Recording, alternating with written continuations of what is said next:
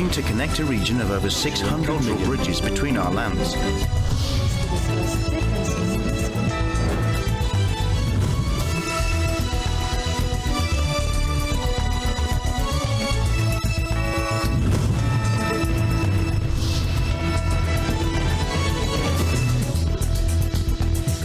Good evening, I'm Alma Angeles and you're watching ASEAN in Focus on tonight's headlines.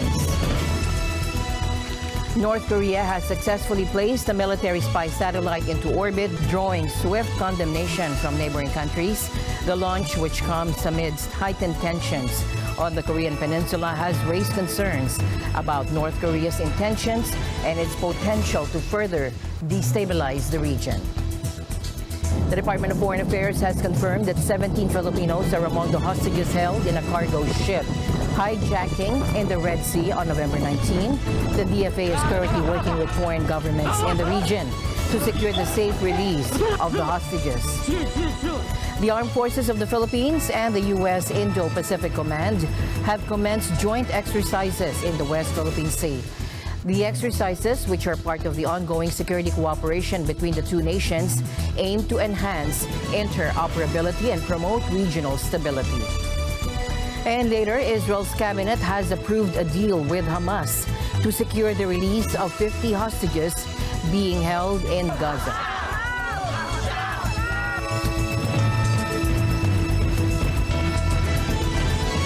North Korea has claimed it has successfully placed a military spy satellite into orbit, drawing condemnation from neighboring countries.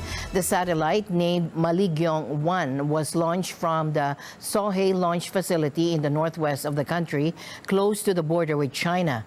North Korea leader Kim Jong-un observed the launch, according to state news agency KCNA. Japan's Prime Minister Kishida Fumio decried the launch, which flew over the country's Okinawa prefecture and on towards the Pacific Ocean. The Japanese government briefly issued an emergency warning, telling residents in Okinawa to take shelter. これは明らかに関連する国連決議違反であります。また、我が国の国民にとってこの安全に関わる重大な事態です。北朝鮮に対してはすでに厳重に抗議をし、最も強いこの口調で非難をいたしました。The launch will improve its ability to monitor its rivals and target them with nuclear weapons. The launch is part of a broader effort by North Korea to expand its military capabilities and pressure the U.S. to make concessions. The launch is also a sign of North Korea's growing relationship with Russia, which has been increasingly isolated internationally due to its war in Ukraine. In September, Kim traveled to Russia's Far East to meet President Vladimir Putin and visit key military sites, touching off intense speculation of a weapons deal. Russia and North Korea dismissed the allegation of their arms transfer deal as groundless. Such a deal would violate UN bans on any weapons trading involving North Korea. A reminder ultimately of what this program has always been about. The nuclear missile program in North Korea is designed to establish dominance over South Korea, to enable more robust, aggressive, and from Kim's perspective, hopefully fruitful, coercive diplomacy toward South Korea. The worst case scenario is that this alliance, this relationship, it's not an alliance, this relationship between Russia and North Korea goes to the next level, where Russia actively seeks to improve the military capabilities. An excellent piece that Victor and Ellen just ran, I think it's posted now in Beyond Parallel, right? Really examines this, a good overview of what would be the implications of active Russian support to the nuclear program, to the missile program, to the reconnaissance satellite program, and also, I think, in the conventional domain. You know, this is a KPA. It's large. Quantity has a quality all of its own. But it does face a lot of shortfalls in terms of resources and a lack of modernization of systems across ground, air, naval domains. And if they have a willing partner with Russia helping them to bring some of their conventional forces up to date, we can never forget that too would also increase the threat posed by North Korea's nuclear program, because they would feel more confident in sustaining whatever our response might be. So, in tonight's other news, Israel and Hamas agreed to a 4-day truce that would see the Palestinian group release dozens of hostages taken on October 7, according to both sides announcing this today. Israeli Prime Minister Benjamin Netanyahu's cabinet approved the accord after a near all-night meeting in which he told reticent ministers that this was a difficult decision, but it's a right decision. עכשיו לפנינו הערב החלטה קשה, אבל היא ההחלטה הנכונה. כל גורמי הביטחון תומכים בה, באופן מלא. A senior U.S. official has said they expect at least 3 American citizens, including a 3-year-old child, to be among the hostages released by Hamas in the coming days. Speaking to reporters, the official said the child, named Abigail, will turn 4 on Friday. They also added that their parents had been killed in the October 7 attack by Hamas. Now, the official said the releases will take place over a period of 4 to 5 days.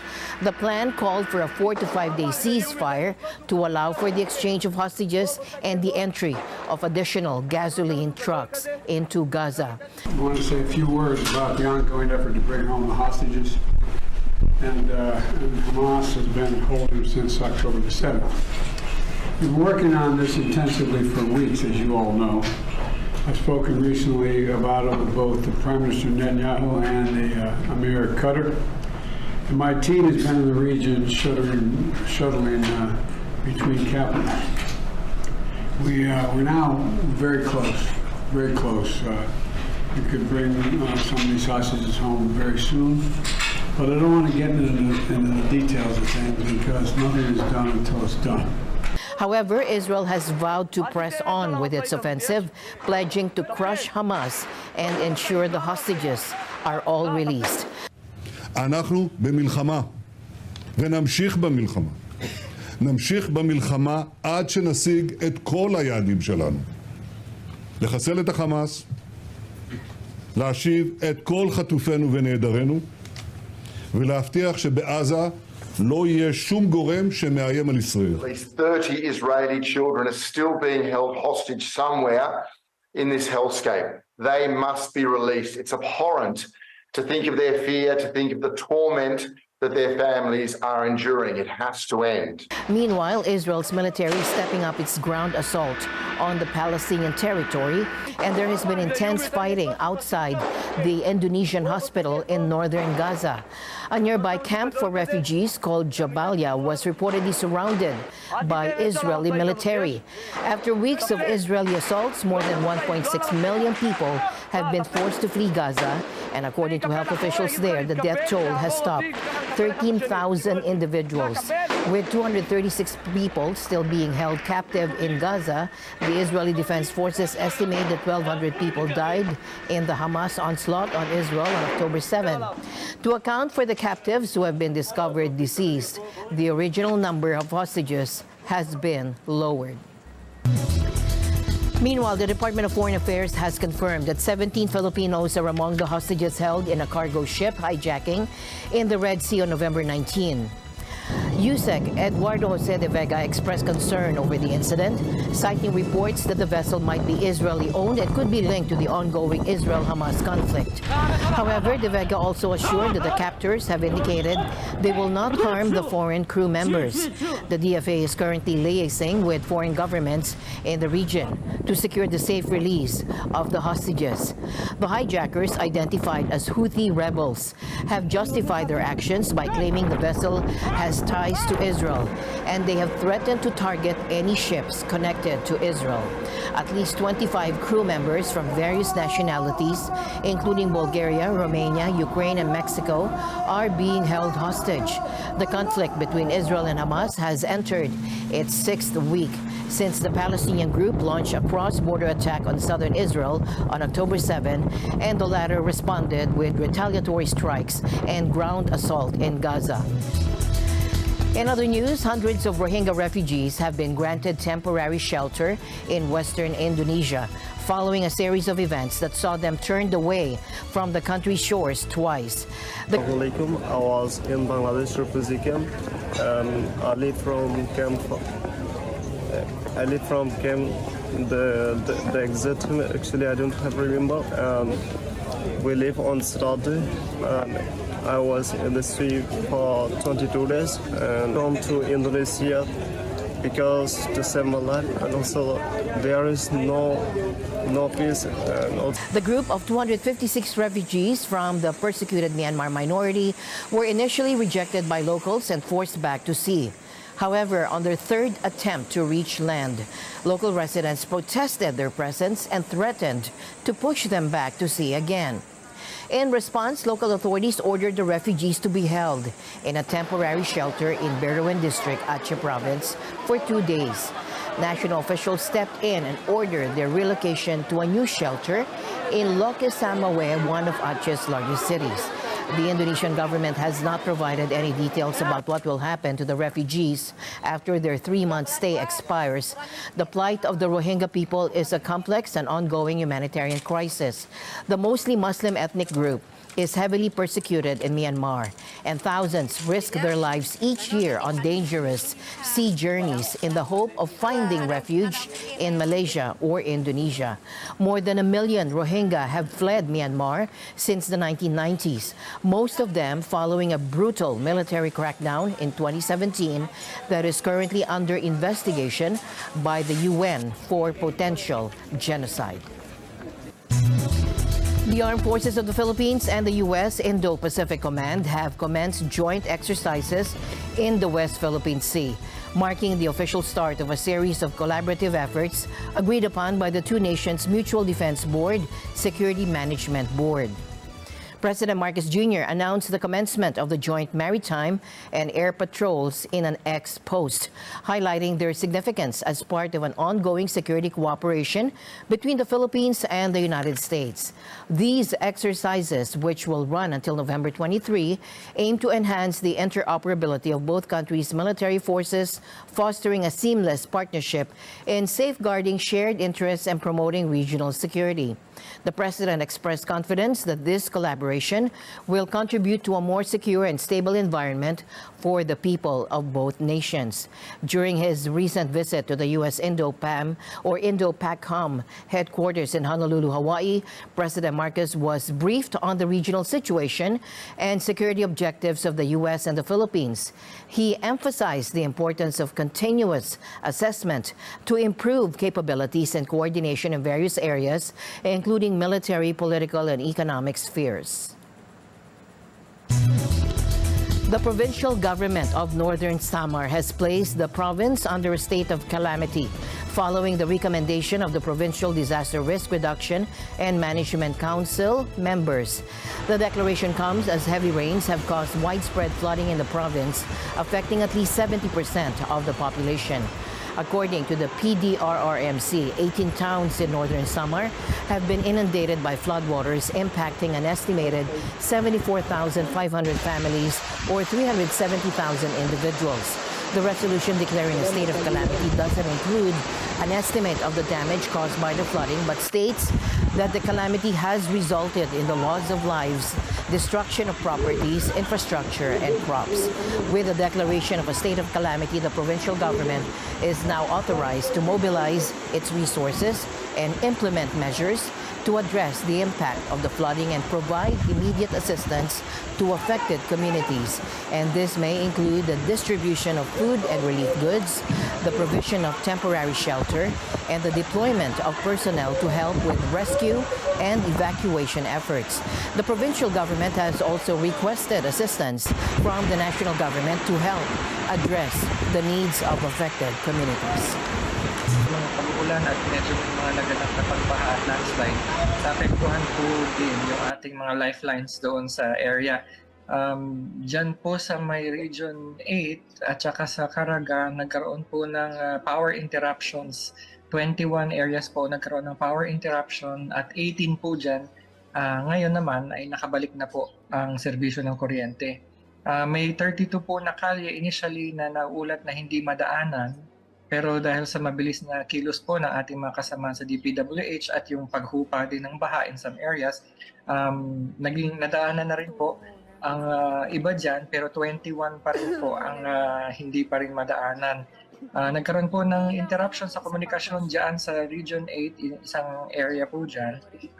Pero on the scene na po ang ating mga kasamahang telco para maremedyohan po itong sitwasyon na ito. Nagkaroon din po ng pag-uulat na 3 tulay ang initially hindi madaanan. Pero sa ngayon po, meron na tayong, mukhang nabuksan na yung isa, 2 na lang po ang nananatiling hindi pa passable. May mga kalye din po na hindi pa rin po possible dahil nga po dyan sa pagbaha na yan. So we're hoping po na paghupa ng baha at pag-clear ng DPWH ay makabalik na po sa normal na sitwasyon itong mga areas na ito. The picturesque city of View, a UNESCO World Heritage Site and renowned tourist destination in Vietnam, has been inundated by floodwaters following heavy rainfall that has caused widespread damage and displacement. Images captured by state media depict residents navigating the submerged streets in boats, with homes and vehicles partially submerged under the rising water. Torrential rains have lashed several coastal provinces since Monday, triggering a surge in flood levels and prompting the evacuation of over 2,000 residents in central Quang Tri province.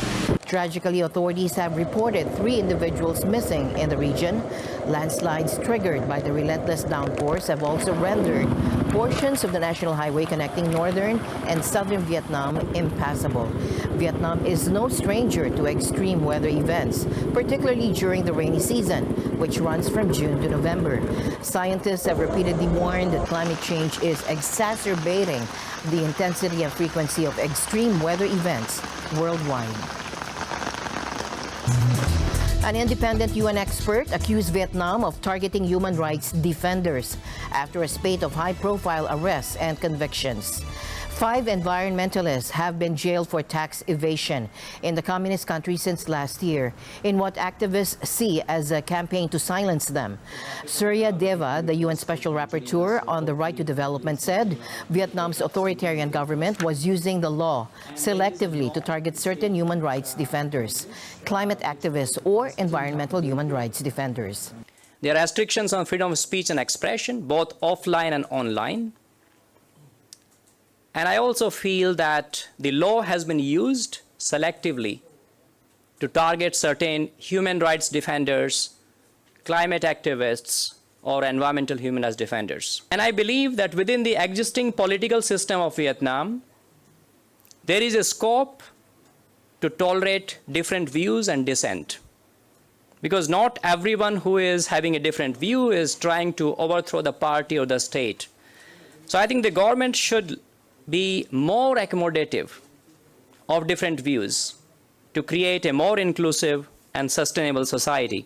That if the government does not apply the law in line with the rule of law principles and apply it in a consistent manner, this will have counterproductive effects. Because if you want Vietnam to become a dynamic country, that needs innovation. And innovation requires critical thinking. People should be able to think freely. Among the 5 people jailed was Wang Thi Min Hong, a prominent climate activist who founded the NGO Change to mobilize citizens to take action on pressing environmental issues, including the illegal wildlife trade and pollution. Another was Nguyen Thi Can, who challenged Hanoi's plans to increase coal power to fuel economic development. She was released earlier this year. Nguyen Thi Cho Nguyen, director of an independent energy policy think tank and a leading Vietnamese energy expert, was also arrested. She was accused of appropriating documents from a state-owned power firm. Finally, in our news, 4 wallabies illegally trafficked into Vietnam are now settling into their new home at the Quang Lien Rescue and Conservation Center in Lao Cai Province. The marsupials, 3 males and 1 female, were discovered earlier this week in Cao Bang Province, which borders China. Authorities believe the wallabies, which are not native to Vietnam, were brought from Australia by traffickers and were likely destined for China's thriving exotic pet market. Upon their arrival at the Conservation Center, the wallabies will be housed in a semi-wild environment with both indoor and outdoor areas. Veterinarians will monitor their health and they will be fed a diet of grass, vegetables, and fruits. Organizations like ENV, a Vietnam-based conservation group, are calling for stricter regulations on the keeping of exotic pets. They receive regular reports from the public of macaques, turtles, otters, birds, and other wild animals being kept as pets in homes, businesses, and even advertised online. As my usual habit, I'd like to end the day on a positive note. Let's encourage and build each other up so that no one is left behind. And that's it for tonight's broadcast. I'm Alma Angela. Stay in the news because we live in extraordinary times. Good night.